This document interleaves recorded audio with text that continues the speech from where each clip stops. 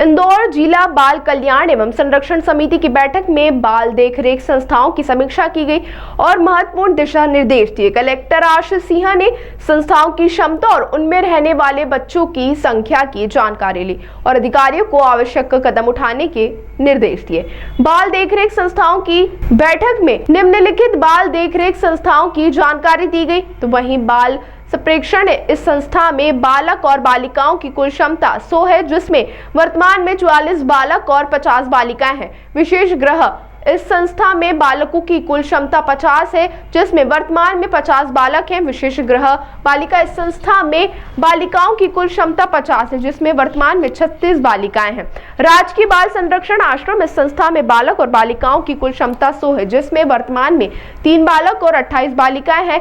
सेवा भारती मातृछाया संस्था में बालक और बालिकाओं की कुल क्षमता 20 है, जिसमें वर्तमान में 3 बालक और 6 बालिकाएं। संजीवनी सेवा संगम इस संस्था में बालक और बालिकाओं की कुल क्षमता 20 है, जिसमें वर्तमान में बालक और 5 बालिकाएं हैं। वहीं जीवन ज्योति केंद्र राउ इस संस्था में बालक और बालिकाओं की कुल क्षमता 50 है, जिसमें वर्तमान में 9 बालक और 50 बालिकाएं हैं। ऐसे और कई संस्थाओं की बैठक के महत्वपूर्ण बिंदुओं में बैठक में कलेक्टर आशीष सिंह ने संस्थाओं की क्षमता और उनमें रहने वाले बच्चों की संख्या की जानकारी ली। उन्होंने संस्थाओं के संचालन और बच्चों की देखभाल के बारे में भी चर्चा की। कलेक्टर ने अधिकारियों को निर्देश दिए कि वे संस्थाओं का नियमित निरीक्षण करें और बच्चों की सुरक्षा और शिक्षा के लिए आवश्यक कदम उठाएं। स्पॉन्सरशिप योजना कलेक्टर आशीष सिंह ने बताया कि स्पॉन्सरशिप योजना के तहत बच्चों को आर्थिक सहायता प्रदान की जाती है। उन्होंने निर्देश दिए कि स्पॉन्सरशिप योजना के तहत आने वाले आवेदनों को प्राथमिकता के आधार पर निपटाया जाए और बच्चों को समय पर सहायता प्रदान की जाए। इंदौर जिला बाल कल्याण एवं संरक्षण समिति की बैठक में बाल देखरेख संस्थाओं की समीक्षा की गई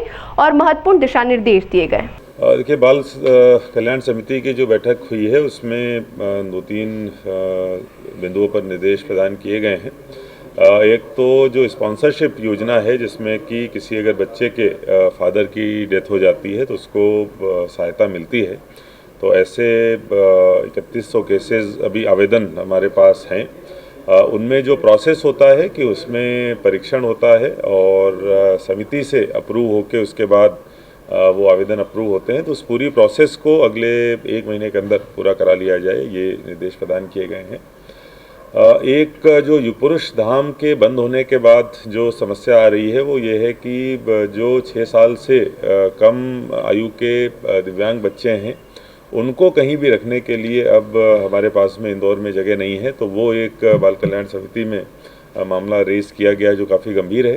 तो इस संबंध में हम लोग जो दूसरे एनजीओज़ हैं उनसे बातचीत करने का प्रयास करेंगे और उनके माध्यम से एक नई फैसिलिटी जल्दी से जल्दी खोली जाए, जिस पे हमको निर्णय करना है। इस संबंध में निर्देश प्रदान किए गए हैं।